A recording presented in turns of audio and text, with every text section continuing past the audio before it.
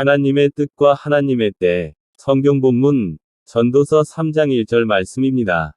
다 같이 합독하시겠습니다. 범사에 기한이 있고 천하 만사가 다 때가 있나니. 아멘. 인간적인 노력과 애씀만으로 성공적인 삶을 영위할 수 있는 것은 아닙니다. 사람이 때를 얻지 못하면 모든 노력은 수포로 돌아가고 맙니다. 농부가 봄이라는 때를 잘 포착하여 밭을 갈고 씨를 뿌리면 가을에 풍성한 수확을 거둘 수 있습니다. 그러나 대지가 꽁꽁 얼어붙은 겨울에 힘들여 밭을 갈고 씨를 뿌려봤자 그의 수고와 노력은 허사가 되는 것입니다. 그러므로 우리가 범사의 열매를 맺으려면 때를 얻어야 합니다. 때를 얻지 못하면 부평초처럼 떠돌아다니는 인생이 되고 마는 것입니다. 그러면 하나님의 때를 어떻게 알 수 있을까요? 우리는 먼저 하나님의 뜻을 알아야 합니다. 하나님의 뜻은 성경에 기록되어 있습니다. 우리가 성경을 읽으면 하나님의 뜻을 알 수 있습니다.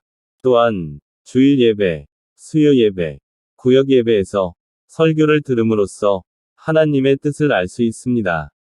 우리는 우리 삶을 향한 하나님의 뜻을 분명히 알아야 하는 것입니다.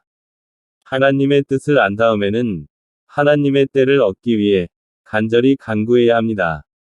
주님, 병 고침을 받을 수 있는 때를 주옵소서. 주님, 축복의 때를 주옵소서. 이와 같이 하나님의 때를 기다리며 구하는 기도를 해야 합니다. 기도를 하되 시간을 정해 놓고 기도를 하든지 아니면 금식하며 기도해야 합니다.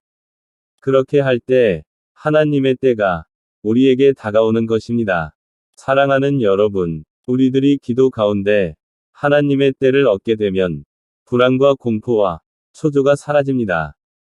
마음속에 평안이 가득하게 되고 그와 동시에 불타는 확신이 생기며 성령님의 증거가 마음속에 넘치게 되는 것입니다.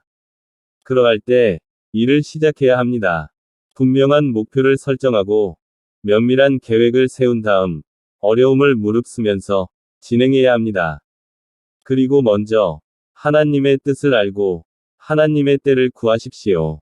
하나님의 뜻과 하나님의 때가 일치하면 기적이 일어날 것을 믿고 실천하시길 바랍니다. 그러면 우리들의 삶이 날마다 향상되고 발전하게 될 것입니다. 아멘. 오늘도 승리했습니다. 할렐루야.